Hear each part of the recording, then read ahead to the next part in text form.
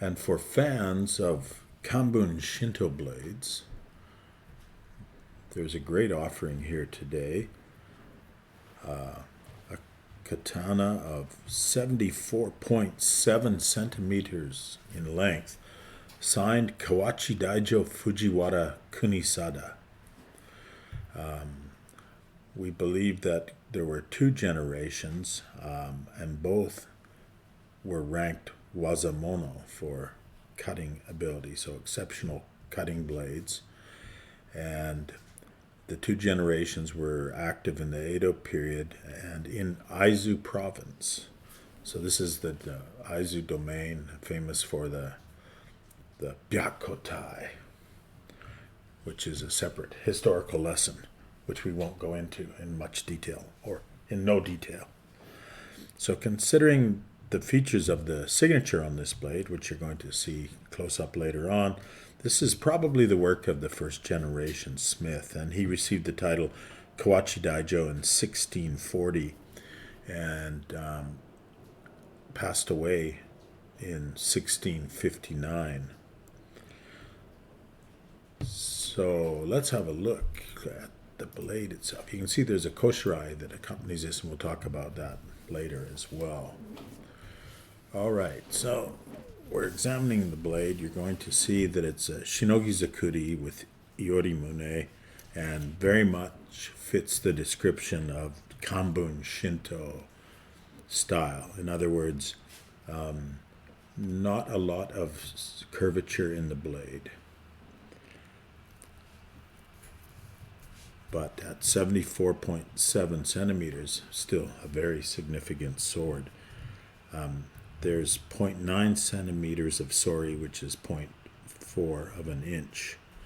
And the motohaba is 3.1 centimeters, or 1.2 of an inch. And the sakihaba is 2 centimeters, which is 0.8 of an inch. So there is about 1.1 centimeter of tapering, or fumbari. The mune kasane is 0.7 centimeters, or 0.3 of an inch. So, looking at the sword, you've probably noticed from the video that the jihada displays itame nagare, which is a sort of a lengthened version of itame, and there's jinie, and there are abundant chike, and the hamon itself is notare and gunome, exhibiting konie, and the boshi, which we saw earlier on the one side, the omote, is sugumaru, and on the ura side is hakikake. So there's some variation between the two sides. There's a single mekugiana, and the nakago itself is ubu.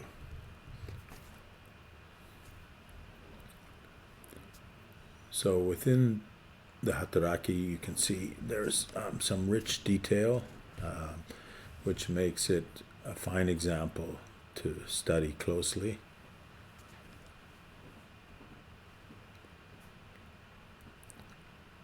And this level of hataraki, under ideal lighting, is quite a nice display. Something like the Northern Lights, which you could see lighting up the sky. You can have your sword lighting up your room with the right reflection on all of these nice features.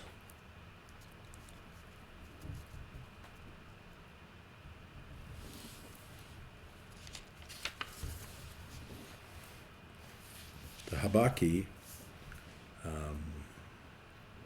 which we will see shortly, is copper, but it's got Koshi Yujo file markings, so it's artistic as well. So the blade, as you noticed in the original photos, was displayed with a koshirai.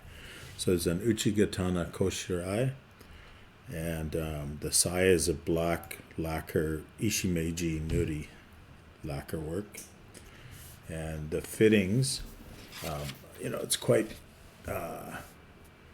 practical in the sense that it's not heavily adorned. The Tsuba is plain iron. The Manuki are, gilt finished, like gold gilt finished dragons. The Fujikashira are plain iron with slight amount of gold trim on the rim. And the Ska is wrapped in a Hineri style wrapping with black lacquered ray skin. Overall, it's a nice package, and it's certified at Tokubetsu Hozon level, which it received in 2022, so fairly recently. And it's available at a very attractive price. And to see all of these details again, please go directly to the Token Matsumoto website and check it out.